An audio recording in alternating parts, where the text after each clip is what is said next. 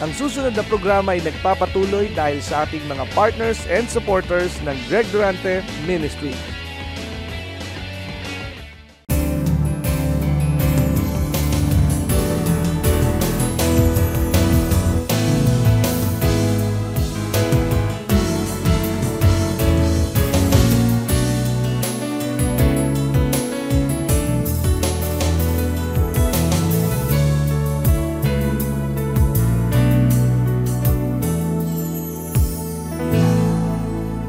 O Diyos, aming Ama, Ikaw ang siyang may pakana ng lahat dahil Ikaw ang may mainam na balak. At wala kaming gagawin kundi sumunod lamang sa iyo.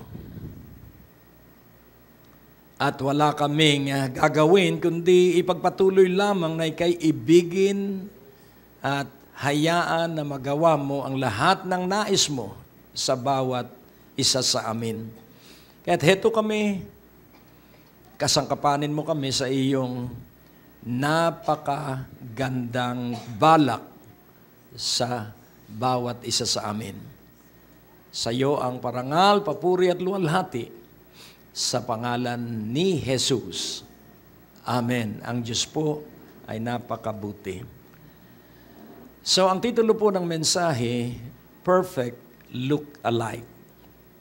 Tama-tama po dun sa awitin na wala akong ninanais kundi makatulad mo. At ang hinahangad ko ay pusong dalisay. Kaya't makikita po natin yung awitin ay scripturally correct. Bakit po? Dahil hindi mukha natin ang kamukha ng Diyos. Ang kahawig ng Diyos ay ang ating puso. At ang puso ng Diyos ay dalisay. Kaya dun sa kanyang hangarin, dun sa ating inawit kanina, pusong dalisay ang nais ko sapagkat ibig kong makatulad mo. Kaya kailangan maunawaan po natin kung paano tayo magiging katulad ng Diyos. Ang Diyos po ay mahabang magtiis. God is a long-suffering God.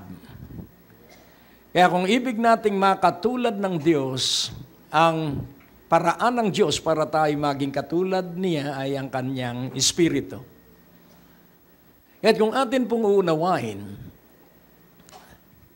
kapag ang atin pong ginamit ay ang ating isipan, at ang atin pong pagkatuto na nilalaman ng ating isipan ay yung ating mga previous na karanasan. Ang ating pagkatuto ay sang-ayon dun sa ating mga naranasan ng mga nagdaang taon. Isang araw ang sabi ng Panginoon, pwede bang gamitin ko ang iyong barko at ako'y mangangaral? At ang Panginoon ay napakabuti sapagkat Kanya pong binabayaran at ginagantimpalaan yung nagpapaunlak sa kanyang pakiusap. At ipinagamit ni Pedro ang kanyang barko. At matapos makapangaral ang Panginoon at makapagturo, ito po, mind-boggling po ito. Nakalilito po ito. Ang sabi niya ng Panginoon, may nahuli ba kayo sa buong magdamag kagabi? Ang sabi ni Pedro, wala po. So pansinin po natin, hindi po aksidente yung inalok ng Panginoon na makapangaral siya sa barko ni Pedro. May balak lagi ang Panginoon. Laging tandaan po natin, kapag ikaw po ay nagsanay sa balak ng Panginoon, lagi pong may mangyayaring mga di natin kayang isipin. At ang sabi ng Panginoon sa kanya, ihagis mo ang lambat sa gawing ito. Ano po ang unang pumasok sa isipan ni Pedro? Magdamag po kaming pumalaot, wala kaming nahuli. Sa gabi lang makakahuli ng isda at sa laot, hindi sa malapit sa pampang. Pero dahil sinabi mo po, susundin ka namin. Because you said, I will do it. Pansinin po natin, dahil iniutos mo aming susundin. Inihagis niya yung mga lambat nila at 2 barko ang halos lumubog sa dami ng huli. At nagpatira pa sa paanan ng Panginoon si Pedro. Hindi po ako karapat-dapat. Bakit po nasabi ni Pedro na hindi siya karapat-dapat? Una, siya nag-alinlangan sa Panginoon. Pangalawa, alam niya na siya ay nagmamagaling.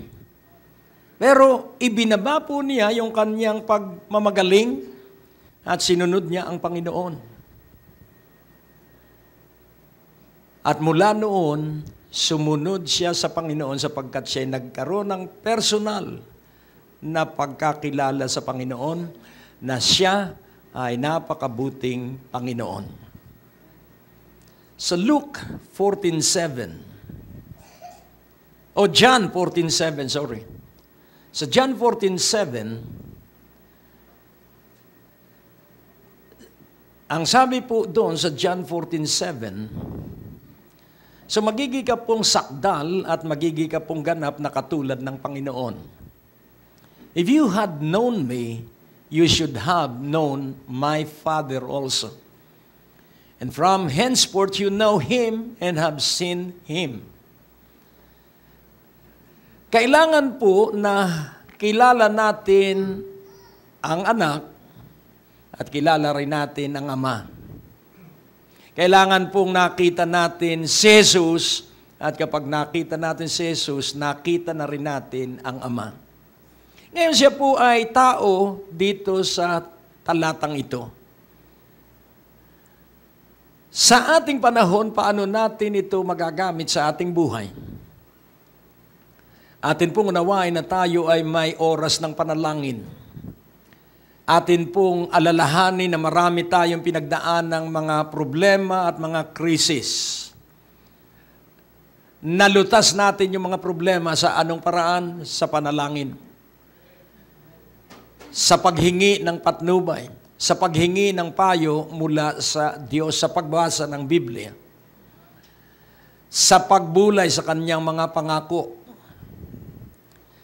Kaya doon sa ating mga karanasan ng pagtanggap ng karunungan, pagtanggap ng paglaya, yun pong mga karanasang yun ang nakaaapekto sa ating puso at sa ating pag-iisip. Nagkakaroon po tayo ng dahan-dahan na pagkakilala sa Panginoon.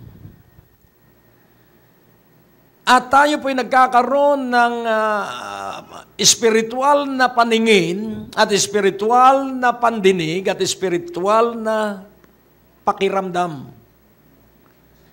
At ito po ay pinatutunayan na tayo po ay hindi na natatakot sa susunod na problema sapagkat may karanasan na tayo dun sa nakaraang problema na tayo ay nakapagtagumpay.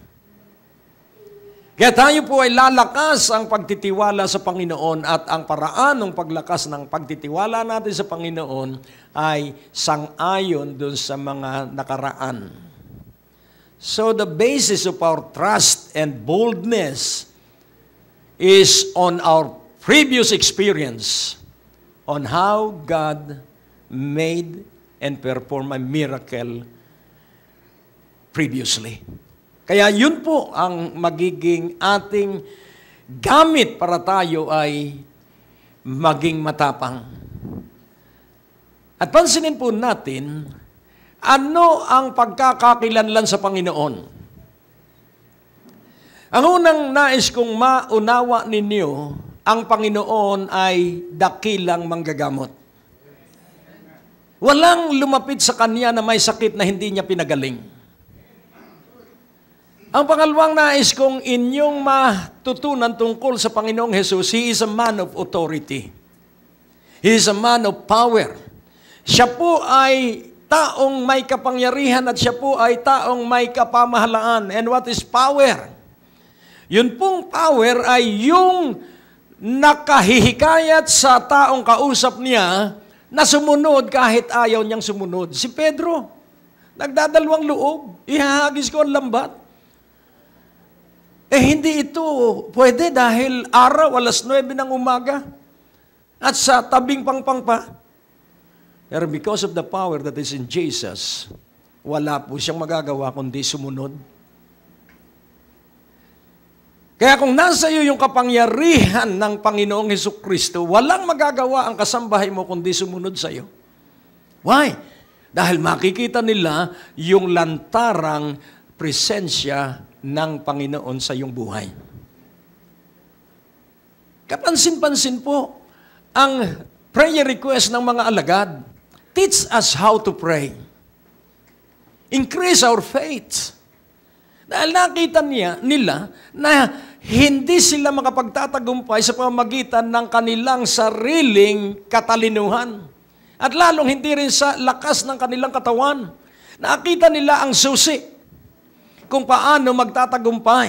Nakita nila ang susi kung paano magiging matibay at matatag. Teach us to pray. Sapagkat lahat po ng ating kailangan, ang katapat lamang ay panalangin.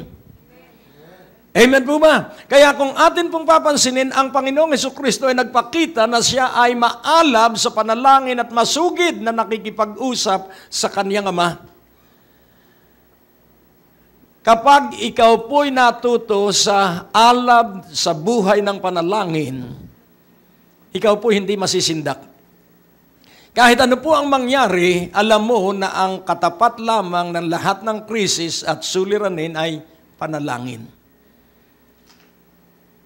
So pansinin po natin, 850 ang kalaban ni Elijah dun sa Mount Carmel. At ang kanilang usap ay ganito, ang Diyos na makapagbaba ng apoy, ang siyang Diyos na buhay. Pansinin po natin ang katapangang na kay Elijah. Ang tunay pong maalab sa panalangin ay matapang. Tingnan mo ang iyong katabi.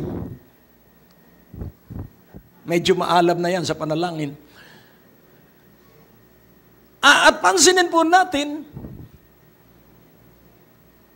sino ang nakapagpababa ng apoy mula sa langit? Si Elijah. Hindi po pangkaraniwan ang pagsunod. Ang sabi ng Diyos, Elijah, isiwalat mo sa Israel, 3 taon kalahating hindi uulan.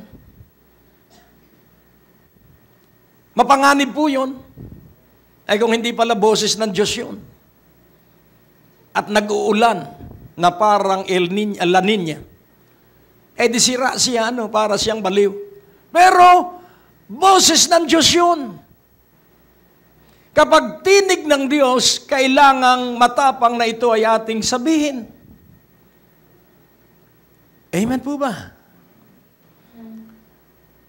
At nangyari po nung 3.5 years, dumating ang maliit na ulap.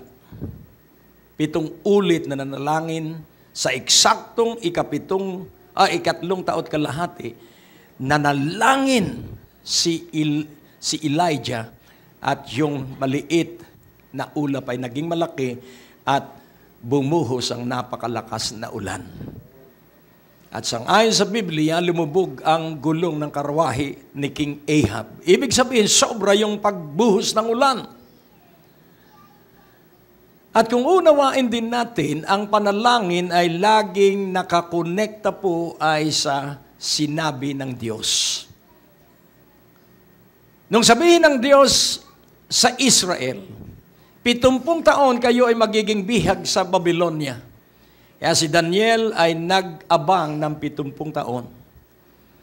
Sapagkat walang magagawa ang Diyos for 70 years, kundi ang awat habag niya ay bigay sa kanila, pero sila ay mananatiling bihag for 70 years. At nung mabilang po nila at naabot nila ang 70 years,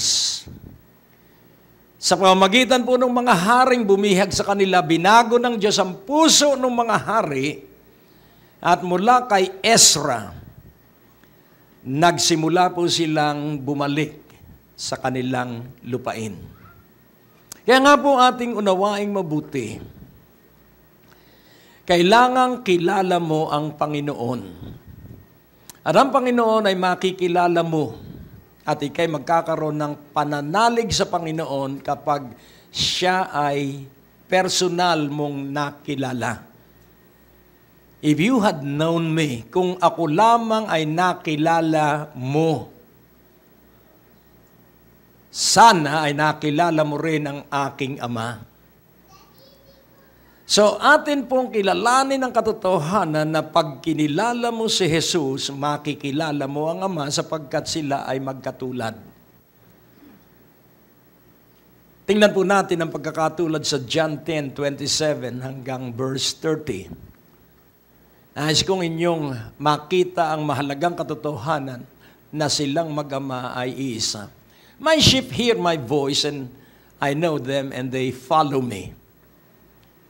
Verse 28, and I give unto them eternal life, and they shall never perish, neither shall any man pluck them out of my hand. Verse 29, my Father which gave them me is greater than all, and no man is able to pluck them out of my Father's hand. Verse 30, I and my Father are one. Had you known me, you will know the Father also. Kaya pag kinilala natin ang Panginoong Jesus, makikilala natin ang Ama. Sa Romans 10, verse 17, simulan natin sa verse 14. Romans 10:14. How then shall they call on him in whom they have not believed? And how shall they believe in him of whom they have not heard? And how shall they hear without a preacher? So pansinin po natin, para makilala ang Panginoon, kailangang meron kang marinig tungkol sa Panginoon. At kapag narinig mo ang tungkol sa Panginoon, kailangang ikay sumampalataya sa Panginoon. Amen po ba? At kapag ikay sumasampalataya sa Panginoon, tatawag ka sa Panginoon na pagalingin ka kung ano man ang sakit o karamdamang nasa iyong katawan. Tama po ba? So ano ang una? Makinig at maniwala dun sa iyong napakinggan. At gamitin mo yung iyong pinaniwala ang napakinggan, tumawag ka sa Kanya. So, kapag ito ay ating isinagawa, mararanasan natin na ang Diyos Ama ay tumutugon sa panalangin sa pangalan ng Kanyang anak. At magkakaroon tayo ng maraming sunod-sunod na karanasan sa katugunan sa ating mga panalangin. Amen po ba? And then ang sabi po sa verse 15, and how shall they preach except they be sent? As it is written, how beautiful are the feet of them that preach the gospel of peace and bring glad tidings of good things. So, ibig pong sabihin, wala pong makapagtuturo sa atin malibang isinugo ng Panginoon. At pag sinabing isinugo, ang unang-unang ibibigay ng Diyos sa bawat sumasampalataya ay ang banal na Espiritu. Sabi ng Panginoon, huwag kayong aalis ng Jerusalem hanggat hindi bumababa sa inyo ang kapangyarihang mula sa langit. At ang kapangyarihang yun ay ang banal na Espiritu. Kayo po ang saksi, hindi naman ako singer. Pero nakakaawit ako. Why? Because of the Holy Spirit. Mapuro lang aking isipan, mabagal akong memorize. Pero mula nung ako ay maborn again, na isasaulo ko na ang mga talata. At yung photographic memory na ang dahilan ay ang banal na Espiritu ay kumikilos sa aking memorya. Kaya isang lihim na aking natanggap sa Panginoon, sa banal na Espiritu, wala pong pinakamatamis na boses sa tenga ng isang tao kundi tawagin mo siya sa kanyang palayaw. Makikita mong nagniningning ang kanyang mukha kapag binanggit mo ang kanyang nickname. Paano mo ako nakilala, Brother Greg? Naalaala mo ba noon sa isang conference sa hotel? Di ba? Aywan ko po, yun po yung isa sa napakagandang pagpapalang natanggap ko sa Panginoon, maalaala ang isang tao.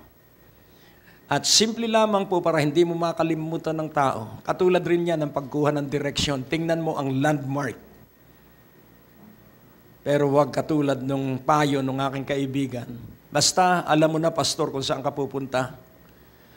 Ang aming lugar ay sa ganitong lugar, ganito yung kalye, sa harap ng sorbitero.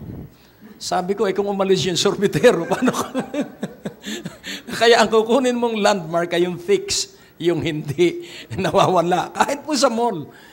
Sa parking area, pag sa malalaking mall po, talagang kailangan tingnan mo kung anong basement ka at kung ano yung letter at number. Ano po? Kaya, nung minsan, ang dinaanan ko puno, C2. Madali-daling intindihin, C2 dahil may inumin. Ang maraming open space lang ay C5. Madali rin alalahanin dahil may C5. Amen? So, ikukonekta mo po para matalas ang iyong isipan.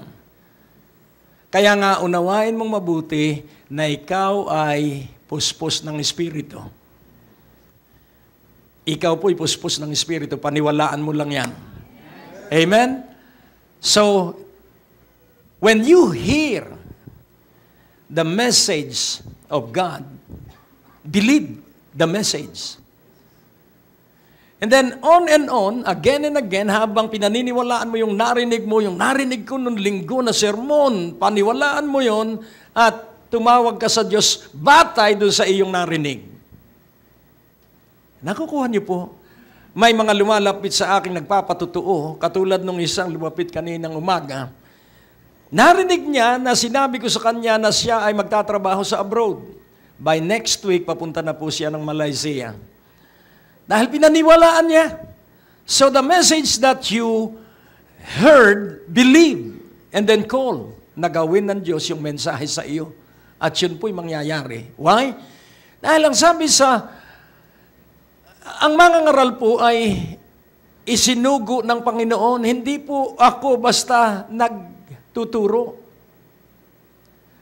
Kung ano po ang kanyang iniutos, yun lamang ang pwede kong ituro.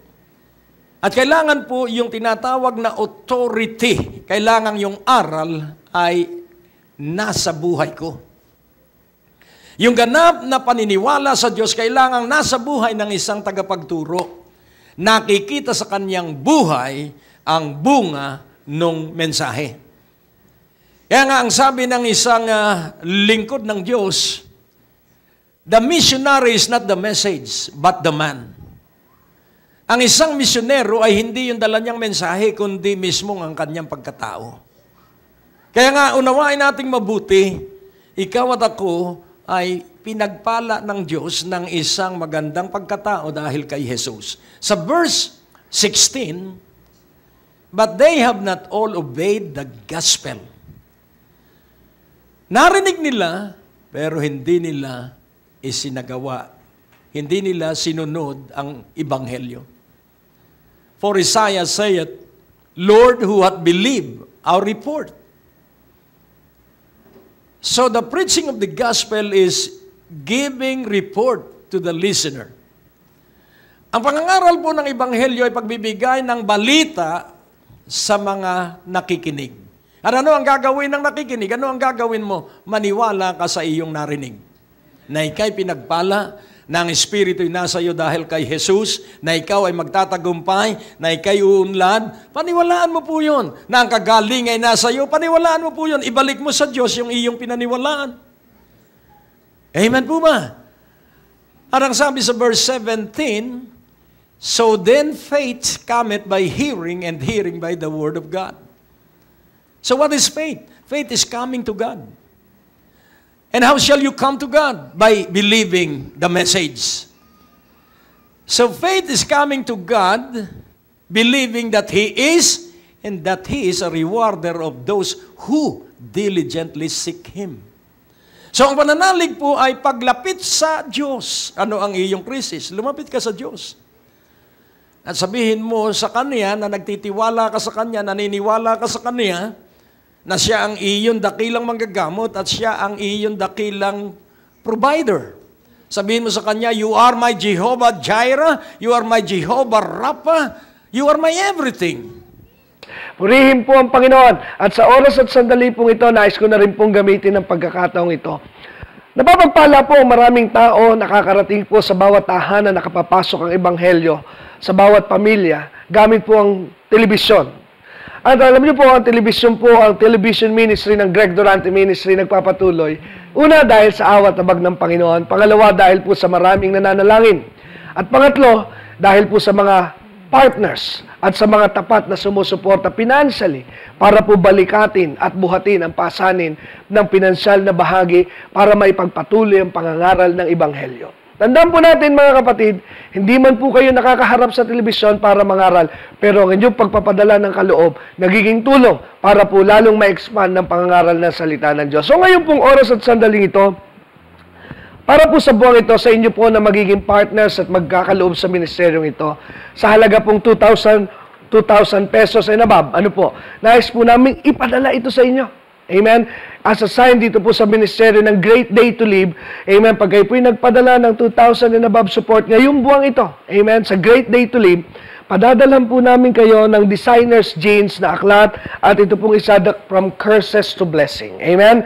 Dalawang aklat na makatutulong po para lalo kayong umunlad at daragdagan pa po natin ng isang DVD ng teaching po ni Pastor Greg at ng ministeryong ito ng Greg Durante Ministry para po makatulong sa inyo sa pag-unlad ng inyong spiritual na relasyon sa Panginoon. Amen? Kaya pag kayo po'y nagpadala ng kaloob sa buwang ito, kung ito po'y sa mailbox, sulat po ninyo doon, huwag kakalimutang isulat, na sabihin po ninyo na kayo po ay humihingi, nagre-request ng ating pong gift para po sa buwang ito, 2 libro at isang DVD. At kung ito naman po ay sa pamamagitan ng bangko, i-text nyo po yung mga number o kayo tumawag sa opisina para po ipaalam ang mga detalye na kayo po ay nagkaloob sa ministeryong ito para mag-request ng ating pong sign of offering and thanksgiving to you as our partners for this month. God bless you everyone.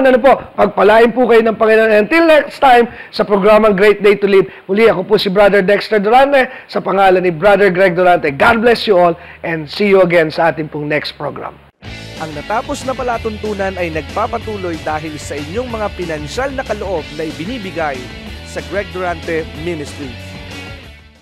Tapos na naman po ang ating palatuntunan at nais po naming makarinig mula sa inyo. Maaari po kayo sumulat sa PO Box 4135 Manila o mag-text sa mga numero na nakikita nyo sa ating screen o tumawag sa mga telepono na inyo pong nakikita din sa ating mga screen at handa po kaming makarinig mula sa inyo ng patotoo ng pagpapala at biyaya at tagumpay. At kung kayo po ay napagpala sa palatuntunan ito, maaari nyo pong ipadala ang inyong mga kaloob sa iba't ibang sangay ng Bangko de Oro sa buong Pilipinas at maihatid ang mabuting balita sa lahat ng panig ng bansang Pilipinas. At kung kayo po ay wala pang dinadaluhang panlingguhang gawain, inaanyayahan po namin kayo sa 2nd floor, Medicare Building, Ortigas Avenue, Green Hills, San Juan, alas 9:30 ng umaga at alas 4:30 ng hapon. Lahat po ay welcome sa gawain ito. At tuwing araw ng Biyernes, meron po tayong Night of Revival sa ganap na alas 6 ng gabi. Dito rin po sa Green Hills, San Juan. Magsama-sama tayo sa palatuntunan ito sa ganito rin pong oras at patuloy ninyong maranasan ang biyaya at kasapatan ng ating Panginoon, and it's always a great day to live.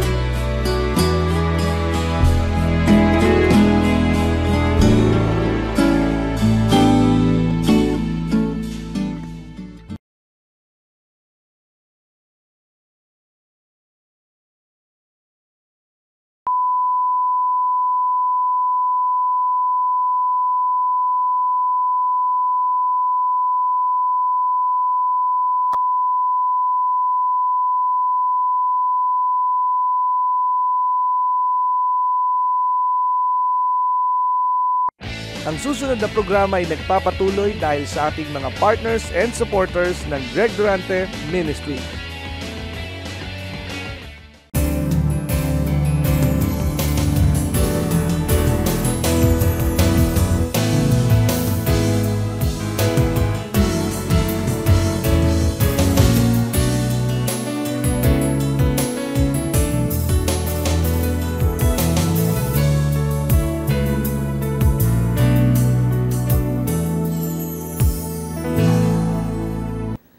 At makikita mo na dadaloy ang makapangyarihang presensya ng Diyos sa iyong buhay. Lulukuban ka ng presensya ng Diyos. At makikita mo na ikaw ay mula sa pagluha, ikaw ay tumatawa na. Nawawala na yung kabigatan na nasa iyong dibdib sapagkat inalis na ng Panginoon yung dulot ng katatakutan na iyong pinag-uubusan ng pag-iisip.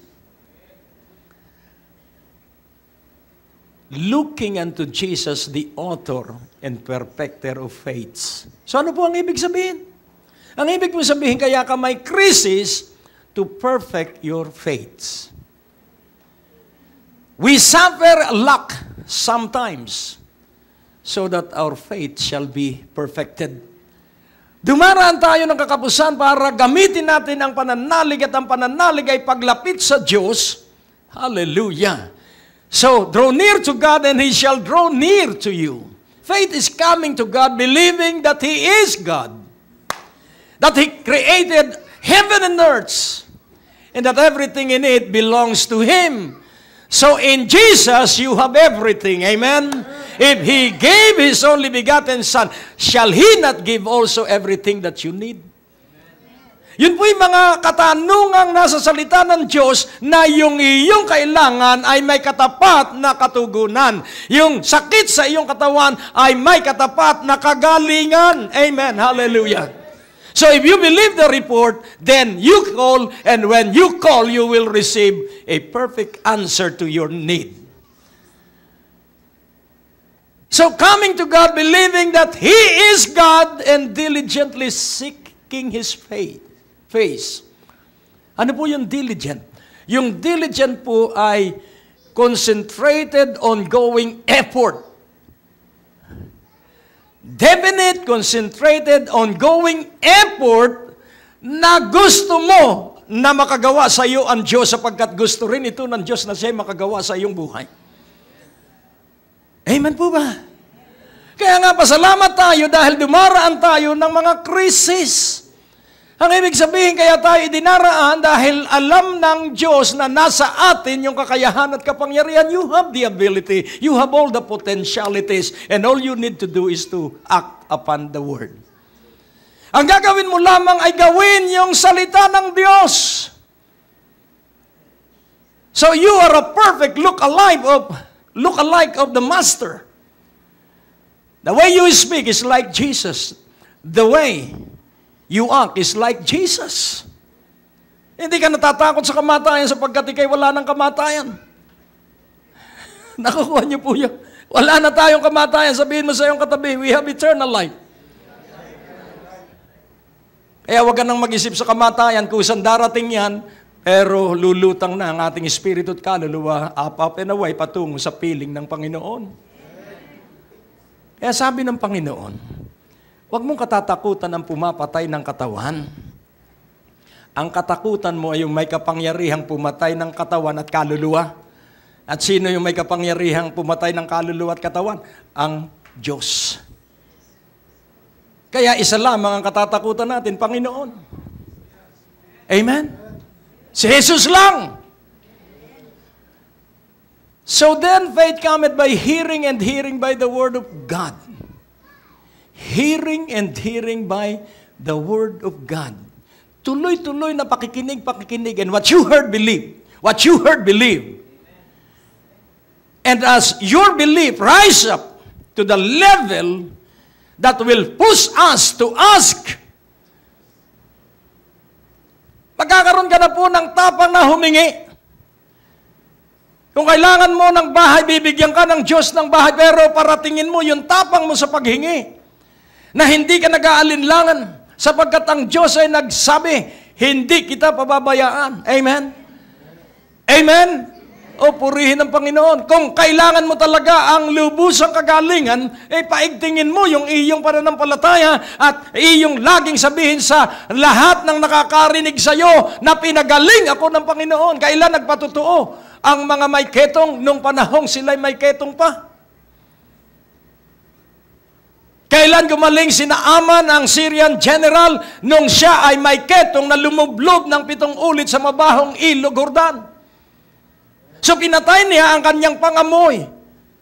So he mortified. He killed all his senses. Ang sagwil po sa ating kagalingan ay ang ating pakiramdam. Ang sagwil po sa ating paglaya sa kahirapan ay ang ating bulsa. Pero kung tayo lamang ay matututong manalig ng 100% at ating laging paulit-ulit na iusal, Panginoon, sabi mo sa iyong salita na ang mahina ay bibigyan mo ng kalakasan. Kaya nasa akin ang kalakasan dahil ako ay mahina. Na ang mahirap ay magsabi na siya ay mayaman. Panginoon, hindi ko po pinag-aalinlanganan ng iyong salita. Sinabi mong ako'y mayaman, kaya Panginoon, pararangalan kita, ako ay mayaman. So ano ang pananalig pagsasabi nung wala sa iyo? Sapagkat pag sinabi mo ang salita ng Diyos, wala pa yung iyong sinasabi. Pero tsak na ito'y darating. Because what you heard, that you believe, when you call to God, God shall perform. Napakabuti po ng Diyos. Had you known me, you will have known my Father also.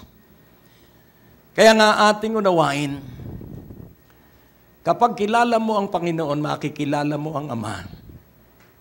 At ang nakakakilala sa Panginoon, ang isa pang gusto kong inyong makita, ang Panginoon ay matapang.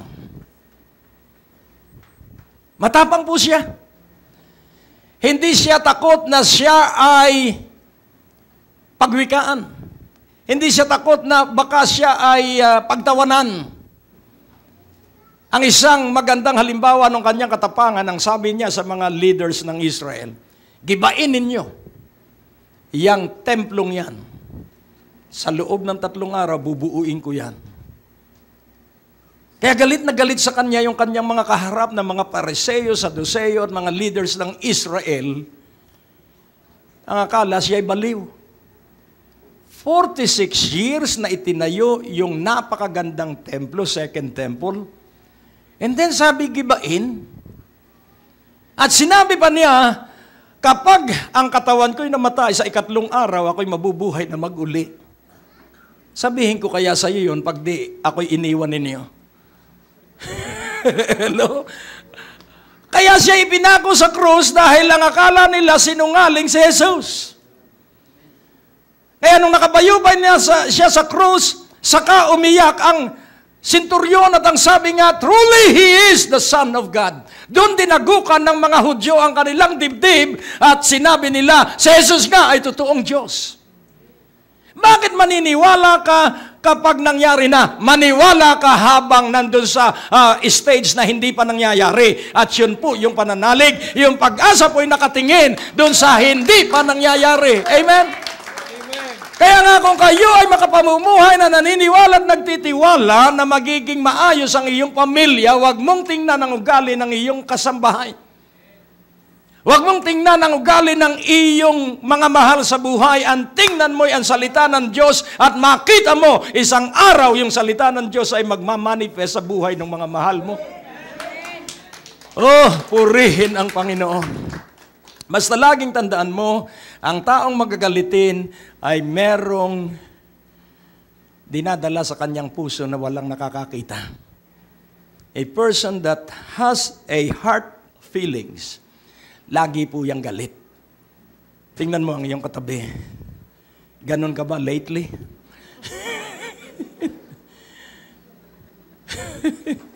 So, kaya ayusin mo po yan. Amen? Wala pong buting maibibigay ang pagka magagalitin sapagkat magigi kang mamamatay tao. Murder is not killing a person physically, but murder is like being angry to your brother. Pag nagalit ka sa iyong tatay, you are committing murder. Tindi, ano? Kaya sa dami, marahil ng kinagalitan mo, ang dami mo nang pinatay. Mabuti sana kung yan ay surot at okay lang. Dahil talaga pinapatay ang surot. Pero huwag mong patayin ang mga mahal mo sa buhay sa iyong isipan. Paglaki ko, Daddy, umanda ka. Huwag po. Huwag po maghunos dili ka, sapagkat kapag iginalang ng mga anak ang kanilang tatay at nanay, sila'y bubuhayin ng Diyos at bibigyan ng maunlad na pamumuhay at mahabang buhay. Mapalad ang mga anak na nagpapala sa mga magulang. Tingnan mo ang iyong katabi at sabihin mo, gawin natin yan pag-uwi natin sa bahay. So then faith cometh by hearing, and hearing by the word of God. Had you known me, you will have known the Father also. Ibalik natin sa 14:7 ng John. Look alike. Ikaw at ako ay katulad ng Panginoon.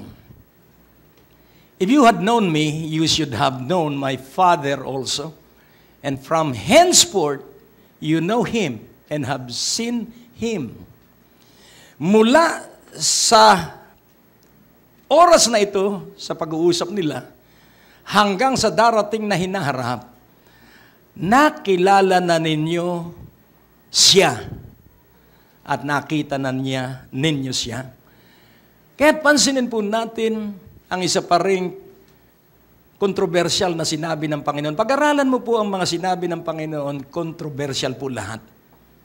My teaching is forever. Ang aking mga aral ay magpakailanman. Kaya magagalit po talaga yung mga taong kaharap nila dahil hindi nila kinilala si Jesus. Kung kinilala lamang nila si Jesus, nakilala rin sana nila ang Ama. Kaya atin pong unawain. Ang sabi ng Panginoon, you are, so I am the light of the world. You are the light of the world.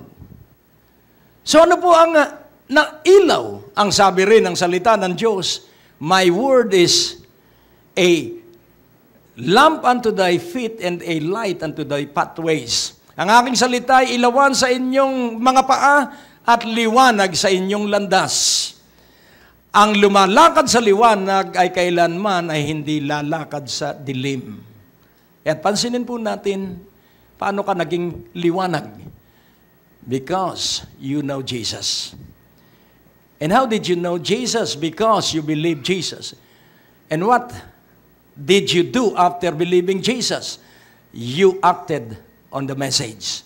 You believed the message and you acted the message. So, being a look-alike of Jesus, kailangan magsanay ka po na ang pananalita mo ay katulad ng Panginoon. At ang iyong tinitingnan ay laging ang Panginoon. So the way you speak like Jesus. And the thing that you will have to look upon, be sure that you look on Jesus. And make sure that you abide, that you obey, that you practice what you heard, that you believe. Siguraduhin mong isinasabuhay mo ang iyong narinig. At ano po ang mangyayari? Ang aking tiyak na mangyayari sa bawat isa sa atin, yung ating pinaniwalaan ay gaganapin at gagawin ng Ama at ng Anak. Kaya nga po, kapag paulit-ulit na tinularan mo ang Panginoon, sa 1 Corinthians 11:1, 1 Corinthians 11:1, be ye followers of me, even as I also am of Christ. Ito po ang isa sa angkop na talata to be look-alike of Jesus. Be ye followers of me. Leaders are good followers. Master is a good servant. So servanthood first before being a master. Following first before leading any person. So, be ye followers of me, even as I also am of Christ. So, sa simpleng English po ang sinasabi niya sa ibang translation, imitate me as I imitate Jesus. Hindi po ginamit ang past tense na imitated. Imitate me as I imitate Jesus, because imitating Jesus is a daily task to do. Araw-araw ating gagayahin ang Panginoong Jesus. Kapag ikay nasa harap ng isang problema, ano ang iniisip ni Jesus doon sa ganong problema? Siya po'y dumaan sa lahat ng pagsubok. Siya po ay nakauunawa ng lahat ng daing ng bawat tao. Sa Hebrews 4:15, nais kong makita mo na si Jesus ay alam niya ang nararamdaman natin kapag tayo ay may tiisin. For we have not an high priest which cannot be touched with the feeling of our infirmities, but was in all points tempted like as we are, yet without sin. So isa-isahin po natin. Si Jesucristo ang pinakang mataas na saserdote. At siya ay mababagbag ang kalooban tungkol sa dinaranas nating mga tiisin, tungkol sa mga dinaranas nating mga suliranin. So pansinin po natin the feeling of our infirmities. Yung pandama tungkol doon sa ating mga dinaraan ng mga pagsubok, infirmities. Wala tayong kakayahang magtagumpay doon sa mga pagsubok natin. But was in all points tempted like as we are, yet without sin. So paano tayo makakaiwas sa kasalanan?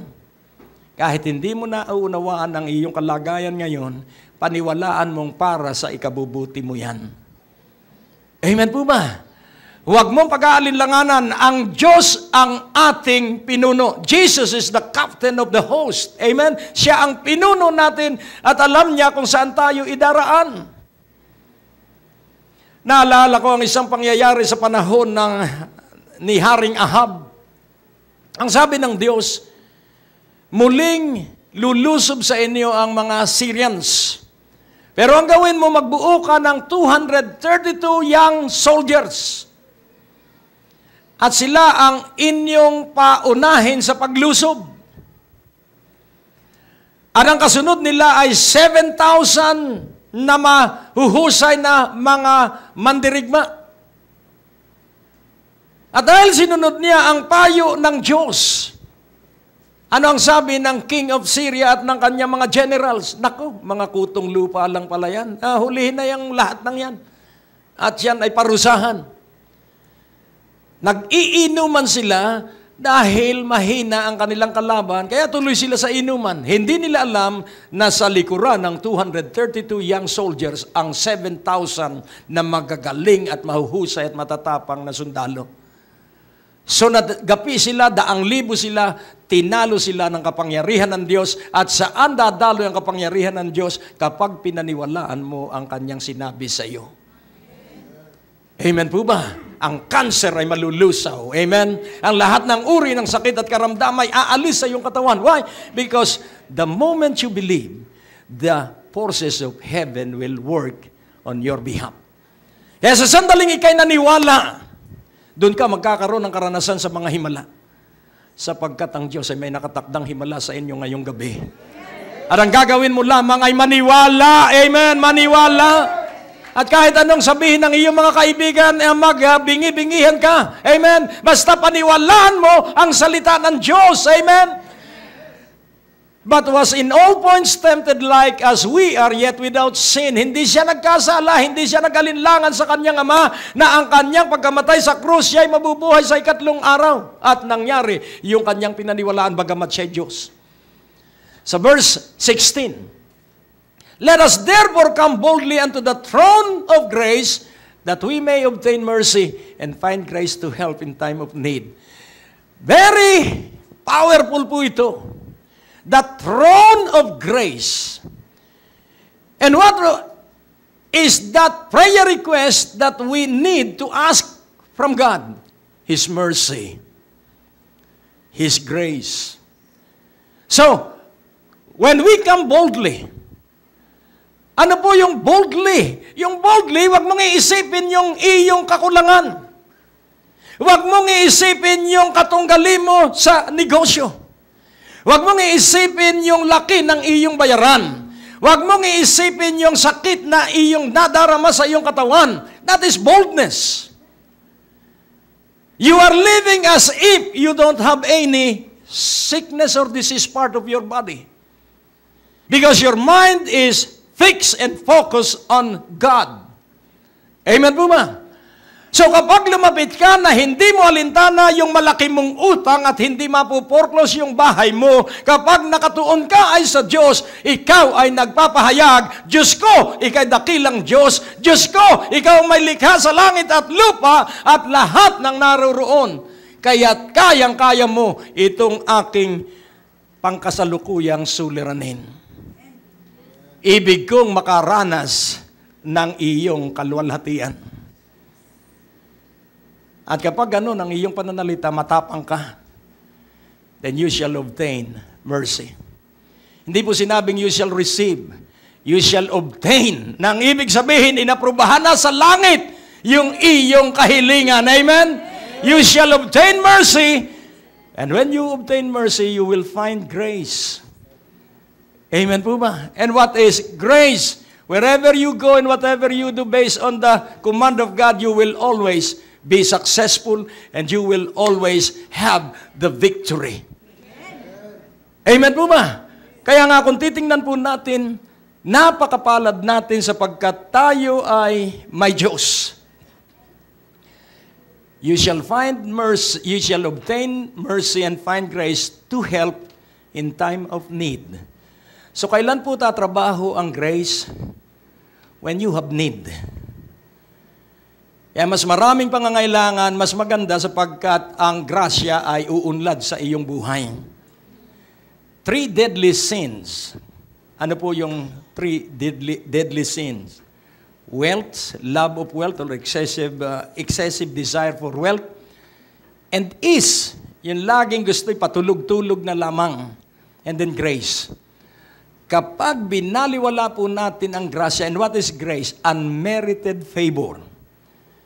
Tayo po ay pinagpala ng Diyos. It is not because we are holy. No. Pinagpala tayo ng Diyos because He is holy. Yung natapos niyang gawa, ang siyang dahilan, we are favored and we are blessed. Amen? Not on our performance, but what He finished on that cross. Yung tinapos niyang gawa doon sa krus, ang siyang dahilan kung bakit tayo ay pinapaboran lagi ng Diyos. 4 po ang kikilos sa ating buhay. First, the mercy of God. Second, the grace of God. Third, the favor of God. Fourth, the goodness of God. Kaya't wala ka pong maaalaalang kakapusan. At hindi mo ipagmamalaki ang iyong kakayahan, ang ipagmamalaki mo ay ang awa ng Diyos. At habang ipinagmamalaki mo ang awa ng Diyos naman, ikaw ay pagpapalaing todo-todo, not because of what and how good you are. You will be blessed because of His covenant with Abraham and with Jesus. Amen po ba? So Jesus in the New Testament setting is the fulfillment of the covenant for the Gentiles so that the covenant of God with Abraham will continue to be performed in you and my life. Kaya tuloy-tuloy po. Amen? Kaya pag ikaw ay tumanggap ng pangarap mula sa Diyos, pangarapin mo na yung pangarap na yon at huwag kang titingin kung paano mangyayari yon. Basta ang alam ko, pag pinaniwalaan mo ang pangarap na sinilinid sa iyo ng Diyos. At pinaniwalaan mo hanggang sa ito ay matupad at mangyayari po yan.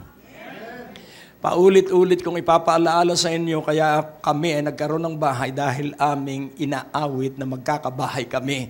Pinagsasabi namin na magkakabahay kami at maraming nagtatawa sapagkat ang sweldo ko lamang ay 250 pesos noong 1970s hanggang 1975. 250 pesos. Pero gumawa ang Diyos ng mga himala at nagkaroon kami ng bahay. Bakit? Dahil para akong baliw, katulad ng isang paslit na pinaniniwalaan ang pangarap na isinilid sa akin ng Diyos. It is not education. It is not talent. It is the covenant. It is the covenant. yung tipan ng Diyos, yung pangako ng Diyos, ikay hinirang. Amen? You are chosen. You are part of the royal priesthood. You are special to God. We are all special to God. So when you believe that you are special, iba po ang iyong ugali pag alam mong sobra ang pag-ibig sa iyo ng Diyos. Kaya ngayon pong sandaling ito nais kong iyong maunawahan. Walang pagsubok na hindi mo mapagtatagumpayan. Walang krisis na hindi mo mapagtatagumpayan sapagkat kasama natin ang Diyos. At ikaw ay may naka-dispatch sa iyo ng mga anghel na nakapaligid sa iyo.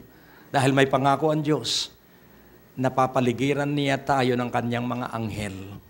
At wala tayong gagawin kundi paniwalaan.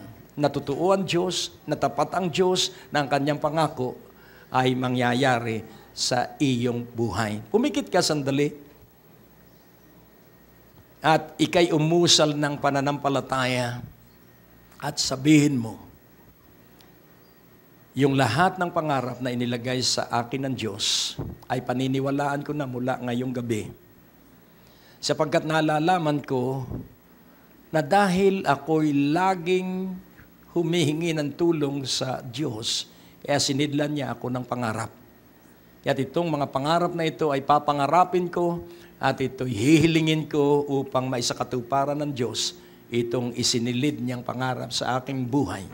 Salamat, Ama, sa pangalan ni Jesus. Amen. Hallelujah.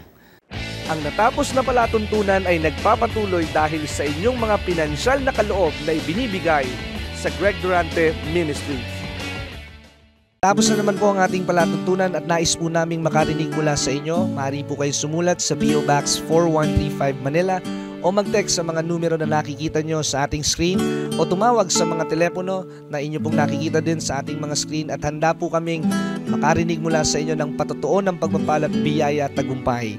At kung kayo po ay napagpala sa palatuntunan ito, maaari nyo pong ipadala ang inyong mga kaloob sa iba't ibang sangay ng Bangko de Oro sa buong Pilipinas at maihatid ang mabuting balita sa lahat ng panig ng bansang Pilipinas. At kung kayo po ay wala pang dinadaluhang panlingguhang gawain, inaanyayahan po namin kayo sa 2nd floor, Medicare Building, Ortigas Avenue, Green Hills, San Juan, alas 9:30 ng umaga at alas 4:30 ng hapon. Lahat po ay welcome sa gawain ito. At tuwing araw ng Biyernes, meron po tayong Night of Revival sa ganap na alas 6 ng gabi.